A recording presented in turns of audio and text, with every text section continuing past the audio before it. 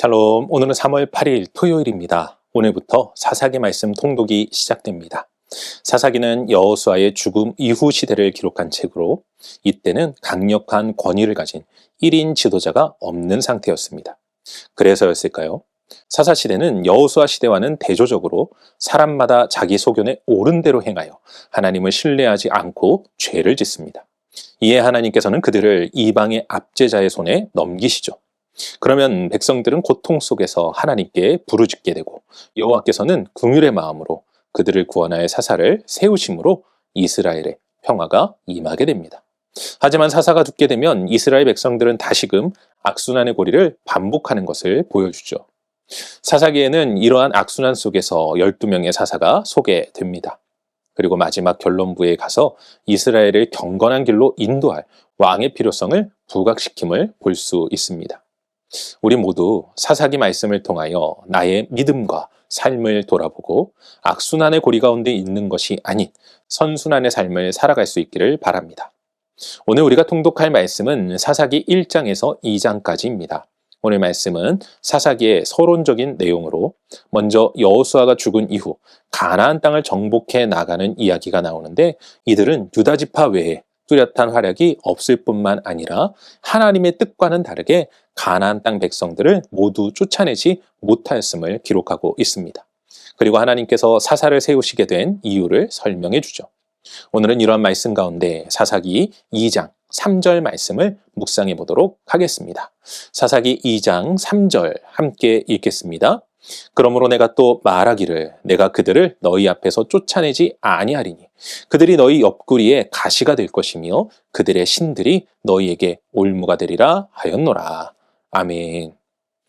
여호수아의 죽음 이후 이스라엘 백성들은 가나안 땅 전쟁 가운데 고전을 금치 못함을 보게 됩니다.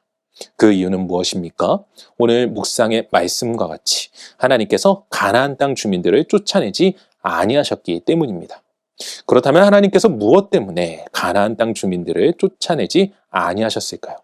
그 이유는 2절 후반부에서 확인할 수 있는데 이스라엘 백성들이 하나님의 말씀에 순종하지 않았기 때문입니다.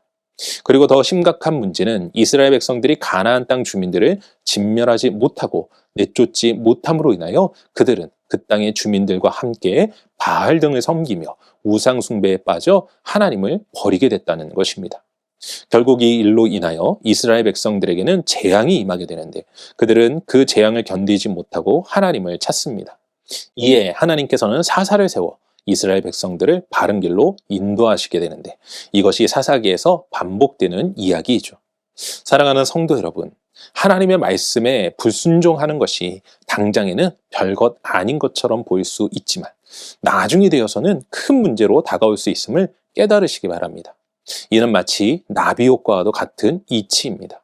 그리고 이 이치를 또 다른 방향으로 생각해 본다면 우리가 아무리 작은 일이라도 하나님의 말씀에 순종한다면 당장에는 몰라도 나중이 되었을 때 우리 가운데 큰 축복이 되어 돌아올 수 있다는 것입니다. 그러니 우리 모두 아무리 작고 별것 아닌 일이라 하여도 불순종이 아닌 순종의 삶을 살아감으로 나중에는 풍성한 축복을 누리는 인생 되시길 주님의 이름으로 간절히 축원합니다. 기도하겠습니다. 사랑과 은혜가 충만하신 아버지 하나님 감사합니다. 이스라엘 백성들의 악순환, 그 시작은 작은 불순종에서부터였을 것입니다.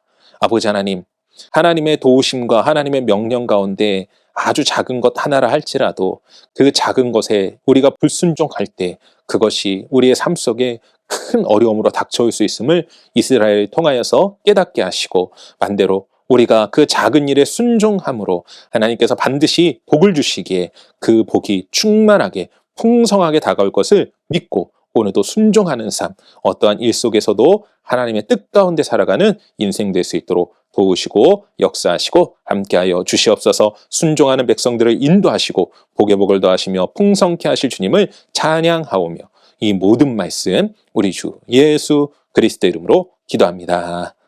아멘.